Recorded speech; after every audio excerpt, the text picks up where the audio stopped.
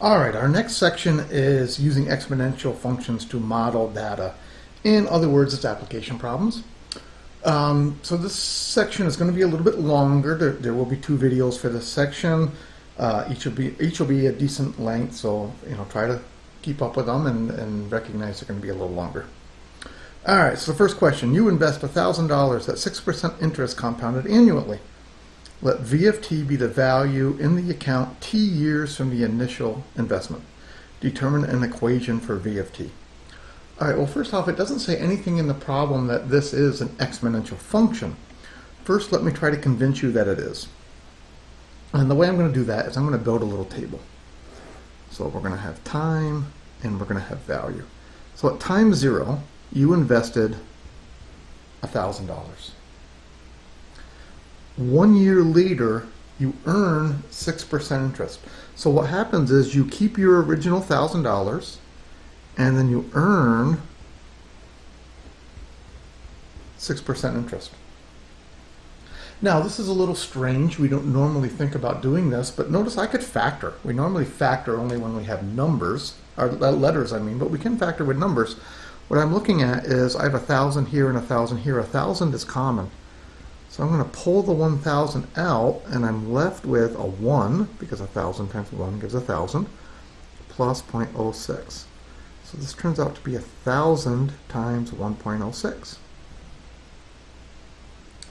At year 2, you get to keep all the money you have. Let's break these up here so we can see. In year 2, you keep the 1,000 times 1.06, and then you add 6%. So you have your money that you have, and you get 6% interest. And again, I'm going to do an odd thing. I'm going to factor. This and this are common, so I can factor that out. That's 1,000 times 1.06 times. This would be a 1, because 1,000 times 1.06 times 1 gives me 1,000 times 0.016. Plus all that factored out, and I would have 0.06. So I get 1,000 times 1.06 times 1.06. That's 1,000 times 1.06 squared. And I could keep going with this table and do it for year 3, and you would get a cube there, and a year 4, and you would get a fourth there. So the answer for part A is VFT is you start with $1,000 and then you earn 6% interest every year. Now notice that there's this 1 here. A very common mistake that people will make, I'm going to write it up here small so we can cross it out later, is people will write VFT is 1,000 times 0.06 to the T. Remember, we want our money to grow. We want to earn interest, not lose money. If we want to earn interest, we need this number to be bigger than 1 to get growth. The reason we have the 1 here is because we keep all of our money. We keep 100%, and then we earn an additional 6%. So if you're earning 6% interest, your base should be 1.06. If I just have 0.06 here, what that means is I'm losing money because I only get to keep 6% of the money that I had. In other words, I'm losing 94% of the money. All right. So, very common mistake. Let's not make it. When we're earning interest, we get to keep 100% and then add additional. So it'll always be 1 point and then your interest rate. All right, part 2. Find V at 8. V at 8 would be 1,000 times 1.06 to the 8th, and I'm going to use my calculator. 1,000 times 0.06 raised to the 8th would be, oops, typed it in wrong. I forgot the 1. 1,000 times 1.06 raised to the 8th is 1593.85, and I'm going to round to 2 decimal places because this is money. So what this means is after 8 years, the value is 1593.85. So after 8 years, I started with 1,000. I've gained almost 600 bucks in my account. And then finally, part C. Determine when the value of the account will double. Well, the value will double when it has $2,000 in it. So that means 2,000 will equal 1,000 times 1.06 to the t. Now, unfortunately, we don't have a way to solve this equation by hand. If you end up taking Math 1225, you will learn a technique for solving this equation by hand. Not a big deal. That's not going to kill us. We're going to use our calculator. What I'm going to do first is I'm going to divide both sides by 1,000. I'm going to write 2 equals 1.06 to the t. And then solve graphically. So I'll go y equals, clear out this stuff that I have typed in. I'll type in 2 on that side, and I'll type in 1.06 to the x, the right side of the equation. And then I'll graph. And what I'm looking for is where those cross. And it doesn't quite look like they cross yet. It looks like they're going to. So it looks like I need to make my x's go out further. And that kind of makes sense because we saw after 8 years we were only up to about 1,600. So it seems as though we need to go past 10 years. Alright, so I'm going to make my window bigger here. I'm going to make my x max go to 20, which means I'll be looking at what happens for 20 years. Alright, let's see if they cross. They certainly do. We can see that we're starting to get exponential growth. It's starting to grow. So to find where they cross, I calculate the intersect. First graph, yep. Second graph, yep. I guess, yep. So it looks like it's going to take about 11.9 years for my money to double, or I would probably just say 12 years. Okay, so in this case, in this section, when we have to solve exponential functions, we don't have the skills to do it by hand. That's okay. We'll use our calculator. All right, let's see what we have for this one. In 2004, tuition at SUNY Corning Community College was $3,050 per year for an in-state resident. In 2014, tuition had risen to $4,150. These are real numbers, by the way. I looked them up. Let C of t be the cost of in-state tuition at SUNY Corning Community College t years since 2004. All right, so the first thing that tells me is 2004 is year 0. So in year 0, cost was $30.50. And then 2014 would be 10 years later. Cost had gone up to $41.50. All right, so question A, assuming that cost is exponential, determine the equation for C.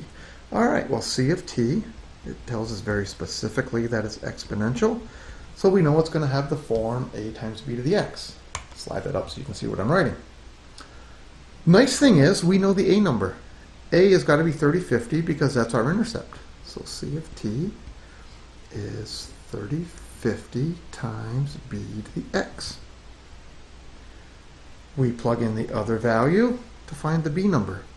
So 4150 is 3050 times b to the 10. Divide by 3050. Using my calculator, 4150 divided by 3050 is 1.36.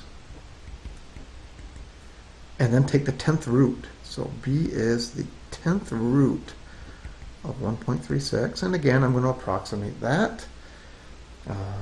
Using my calculator, 10th root of 1.36 is 1.03. So comparing that to our B from last time, before we had B as 1.06, we were earning 6% interest. What this tells me is that tuition at Corning Community College is going up by about 3% a year. So you pay the entire tuition and then you pay 3% more. All right, so what that tells us is C of t is 3050 times 1.03 to the x. So there's the answer for part A. Once we have that, part B is pretty easy. Part B says, use your answer to determine the cost of tuition in 2020.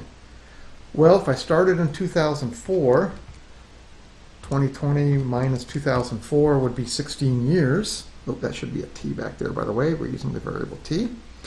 So t is 16. C at 16 is 3050 times 1.03 raised to the 16.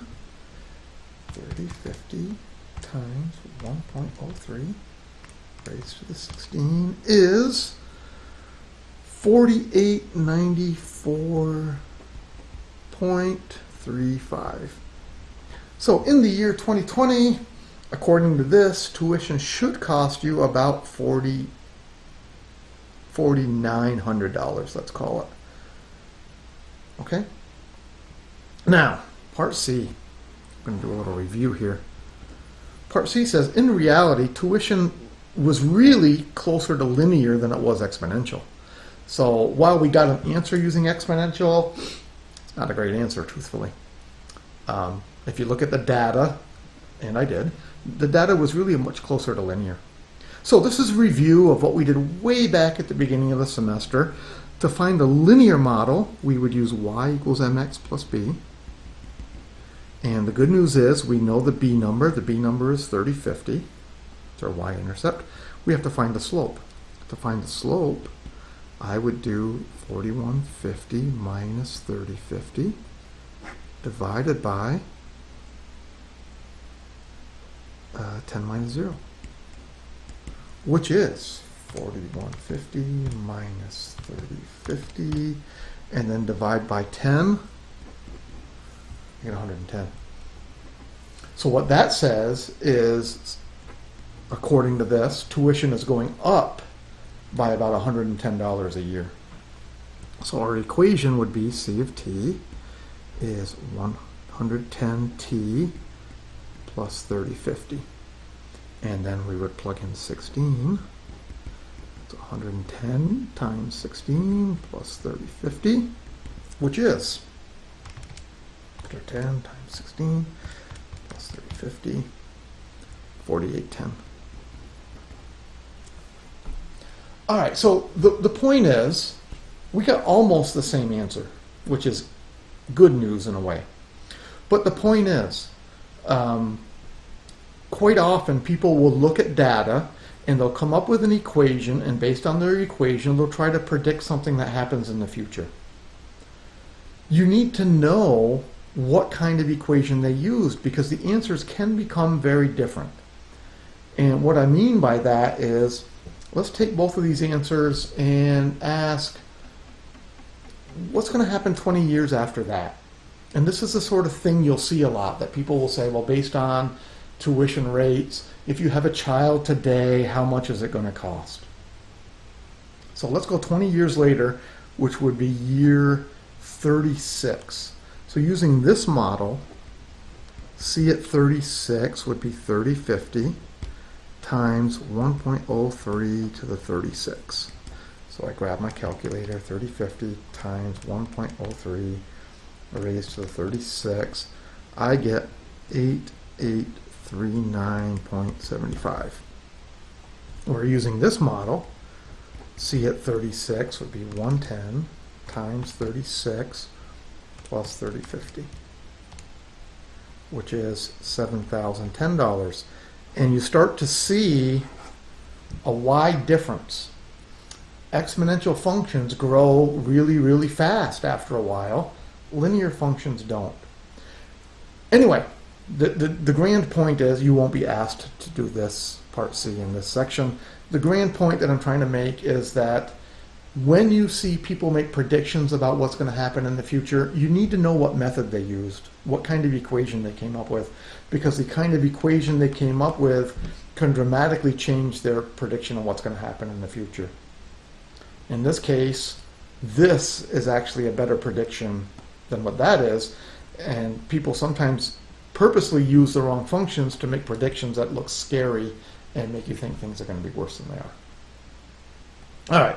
one more question for this video, and then we'll take a pause, and then we'll do part 2 of this video, of this section. All right, so the number of all electric cars registered in the United Kingdom was 1,262 in 2012 and has grown by about 105% per year since then.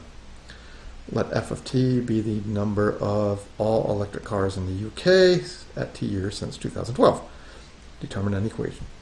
Okay, so f of t is going to be a times b to the x. B to the t, sorry. Well, the good news is we know the a number. We know the a number because this is years since 2012, and they told us the number in 2012. In other words, we have 0, 1262 as a point on this graph. So we know f of t is 1262 times b to the t. Then they told us we have a growth of 105%. Again, people would typically make a big mistake here, and they would say b is 105% or 1.05. But again, I refer you back to this question. When it was 6%, we ended up with 1.06. So it's always 1 plus whatever your percent is.